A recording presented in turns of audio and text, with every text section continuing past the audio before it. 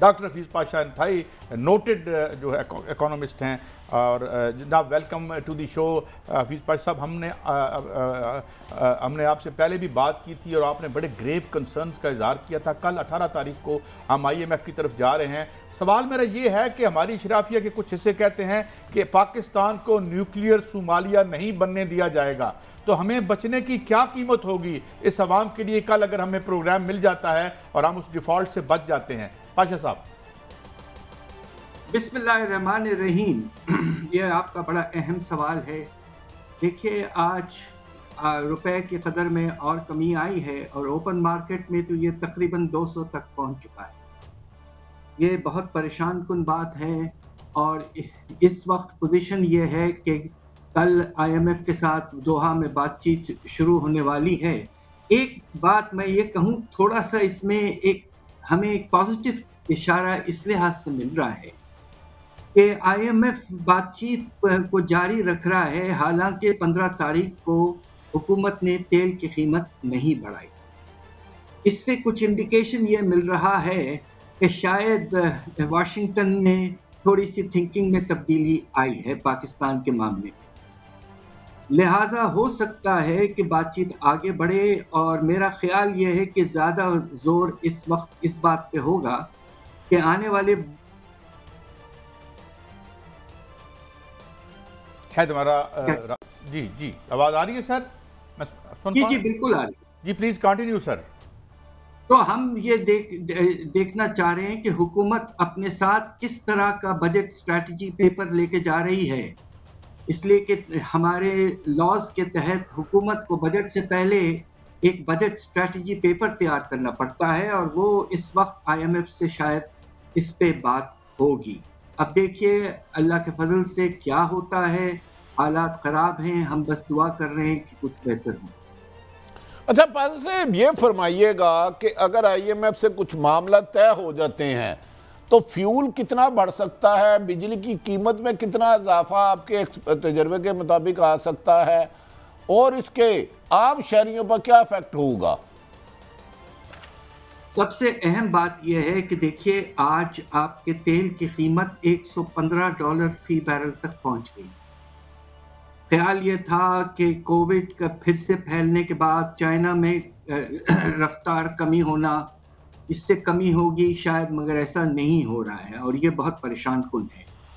دیکھیے اندازہ یہ ہے کہ اگر آپ نے سبسڈی کو ہٹایا اور اس کے نتیجے میں قیمتوں میں اضافہ دو طرح کا ہوگا. ایک تو موٹر اسپرٹ گاڑیوں کی قیمت، پیٹرول پہ تو سیدھا اضافہ ہے. ہائی سپیڈ ڈیزل کا جو اثر ہے وہ کھانے پینے کی چیزوں کی جو ٹرانسپورٹیشن ہے اس سے زیادہ فرق پڑتا ہے. لہٰذا ہمارا اندازہ یہ ہے کہ اگر آپ نے پورے طور پر سبسڈی ہٹایا تو اس وقت جو آپ کا شرح یہ افراط زر ہے جو 13% کے لگ بھگ ہے، وہ وقتی طور پر 18% تک جا سکتا ہے. تو بہت اضافے کی ہمیں پریشانی تو ضرور ہے، مگر ہو یہ رہا ہے کہ چونکہ ڈیسیشن نہیں لیا جا رہا ہے تو روپے میں گراوٹ چلتی جا رہی ہے، اور اس سے ہی افراط زر میں اضافہ ہونے طرح پیدا ہو چکا ہے. تو اب یہ ہے کہ عوام پر برا اثر پڑے گا اس کا. مگر آپ سوچئے کہ بجٹ میں اگر آپ نے یہ نہیں کیا، آنے والے بجٹ میں، تو کیا سال بھر میں آپ 1200 ارب کی سبسڈی دے پائیں گے؟ یہ غیر ممکن سی بات ہے. اس سے روپے جو اضافہ ہوگا منی سپلائی میں، اس سے ہی افراط زر میں اضافہ ہو جائے گا. ایک سوال ملک صاحب آپ کی اجازت سے، ڈاکٹر صاحب کہاں رکے گا ڈالر؟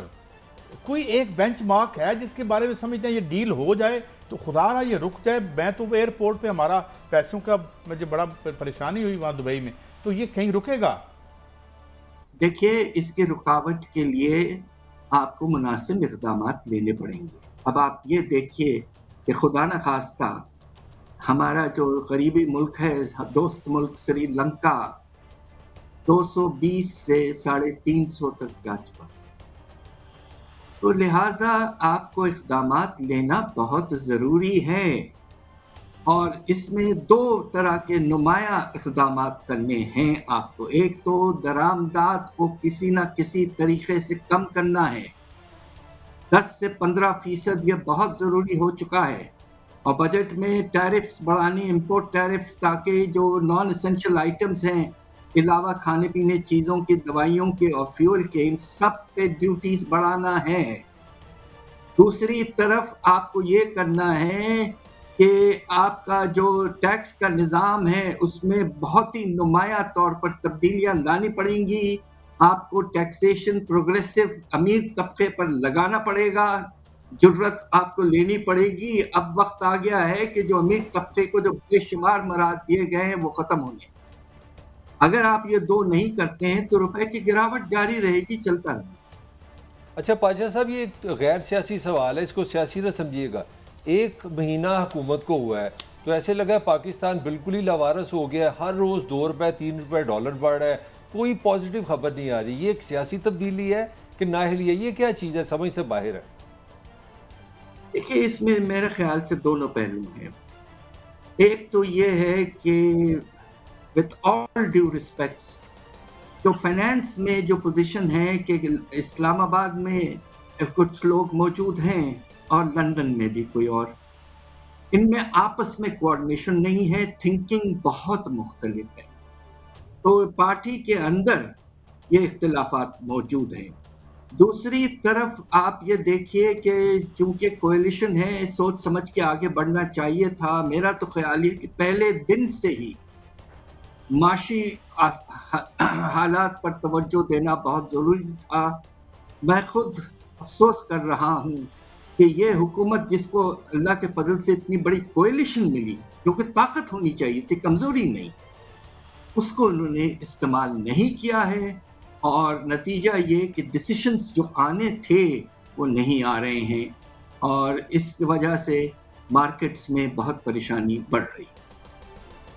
تو ڈاکٹر صاحب گزارش یہ ہے کہ بادی النظر میں تو ایسے لگ رہا ہے حکومت اب بھی کسی نتیجے پر نہیں پہنچ پائی. آج پرائم منسٹر نے تمام اتحادی جماعتوں کو بلایا، ان کا کہنا ہے کہ ہم کسی بھی قیمت پہ یہ پرائز نہیں بڑھائیں گے. اگر یہ وہ 15 دن خدا نہ خواستہ آئی ایم ایف سے ڈیلنگ میں کوئی ڈیلے کرتے ہیں تو اس کا کیا نقصان ہوگا پاکستان کو؟ دیکھیے ہوگا یہ کہ اگر آئی ایم ایف کے ساتھ بات چیت مکمل نہیں ہوتی، کچھ عرصے سے پاکستان میں باہر سے پیسے آنا رک گیا ہے. آپ کو حیرت ہوگی کہ فارن انویسٹمنٹ بھی منفی ہو چکا ہے، کہ لوگ جو ہماری بڑی ملٹی نیشنل کمپنیاں ہیں وہ تیزی سے اپنے پروفٹس کو کنورٹ کر کے ڈالرز میں باہر بھیج رہی ہیں. منفی ہو گیا ہے. آپ کا جو ایکویٹی مارکیٹ، جو سٹاک مارکیٹ، اس میں تو خیر منفی ہے. اور خدا نہ خواستہ اگر روشن ڈیجیٹل اکاؤنٹس پہ حملہ ہو اور پیسہ نکال کے لوگ بانڈز میں لگا دیں، میں آپ کو کیا کیا بتاؤں. مجھے تو اس قدر پریشانی ہے کہ اگر حالات کو سنبھالا نہیں گیا تو بہت تیزی سے آپ کے ریزروز جو ہیں ابھی کافی کم ہو چکے ہیں، 10 ارب ڈالر کے لگ بھگ صرف رہ گئے ہیں، وہ بہت تیزی سے اور کم ہو جائیں گے. تو آپ کیسے اپنے باہر کے جو پیمنٹس ہیں وہ کر پائیں گے؟ تو لہٰذا اس وقت تو میں سمجھتا ہوں کہ ہمیں اکنامک ایمرجنسی ڈکلیئر کرنے کی شاید جلد سے جلد ضرورت پڑ جائے گی. ڈاکٹر صاحب would you please explain کہ what happens when this emergency is declared؟ اسی جب ایمرجنسی آپ ڈکلیئر کرتے ہیں تو then you have collectively you can take strong action. آپ کو یاد ہوگا کہ ایک نیشنل ایکشن پلان بنا تھا 2015-16 میں ٹیررزم کے خلاف، ماشاءاللہ بڑی کامیابی. اس کے بعد ضرب عضب ہوا. اس وقت ہمیں اسی طرح کے ڈیسیشن لینے ہیں، national action plan to save the country's economy. کب بیٹھیں؟ یہ جو روزانے کے آپس میں چلتا رہتا ہے یہ اس وقت نامناسب ہے. میں ایک ریٹائرڈ پروفیسر کے تحت گزارش کر رہا ہوں، خدا کے لیے ملک کا سوچیں. اس وقت سب بیٹھیں، ڈیسیشنز لیں، اگر سخت ہیں تو سخت ہیں لیں، اور ریلیف کسی طرح سے جو غریب طبقے ان کو پہنچائیں، مگر جو امیر طبقہ ہے وہ پوری طور پر ٹیکس دے اور قیمتیں دے. یہ وقت آ چکا ہے. ڈاکٹر صاحب وہ کون سے 1-2 ایسے ڈیسیجن ہیں جو فوراً ہمیں لینے کی ضرورت ہے؟ सबसे पहले आगाज कीजिए कि आप इंपोर्ट्स पर कमी लाएंगे। तो अर्जेंसी से अभी आपके जो इंपोर्ट के जो ड्यूटीज हैं वो बहुत कम हैं। आपको हैरत होगी, पाकिस्तान में हमने अपने माशरे को खोला रखा है। हिंदुस्तान, बांग्लादेश वगैरह में ड्यूटीज हमसे 2 गुना है। अब वक्त आ गया है कि हम अपनी इकोनॉमी को प्रोटेक्ट करें, हमारे जो दरामदाद हैं उनको वाज़ेह तौर पर कम करें, खास तौर पर नॉन एसेंशियल आइटम। सिर्फ 3 आइटम पे आप ड्यूटी ना बढ़ाएं, खाने पीने के अशिया, दवाइयाँ और फ्यूल। बाकी सब पे आपको बढ़ाना है, वरना एक वक्त खुदा न खास्ता ऐसा आएगा जब आपको बैन करना पड़ेगा, कोटा लगाना पड़ेगा। दूसरी तरफ आप बजट जल्द से जल्द लाएं, उसमें एक पॉलिसी इस तरह करें कि आप टैक्सेस में इजाफा करें, जिस तरह मैंने पिछले प्रोग्राम में भी कहा, उसमें बहुत गुंजाइश है। और उसके नतीजे में आप आहिस्ता आहिस्ता पेट्रोल की कीमतें बढ़ाएं, एक वक्त पे बनाने की ज़रूरत नहीं है। और सब्सिडी को साल भर में आहिस्ता आहिस्ता ख़त्म करें, और जो रेवेन्यूज़ आपको सब्सिडी देने के लिए चाहिए वो आप अपने नए टैक्सेशन मेजर से हासिल करें।